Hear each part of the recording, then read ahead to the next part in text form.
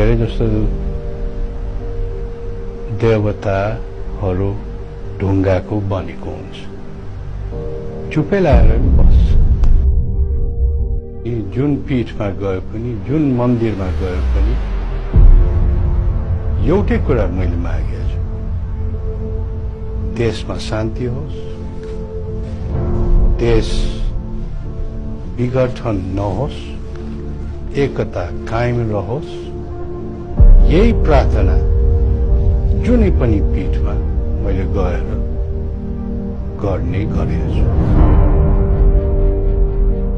नारायणी एकचोटि छोडेर हेर न भने जस्तो हाम्रो माझमा आएर एकचोटि हिँडिदेऊ, बसिदेऊ भने जस्तो पो लाग्यो। अरूलाई एकचोटि चलाएर हेर न त्यस्तो पो लाग्यो। कुन समयमा जनताले उठ भन्छ वा जनताले यो समय भयो केही न केही गर्नुपर्छ, त्यो समयमा ढुङ्गा पनि बन्ला।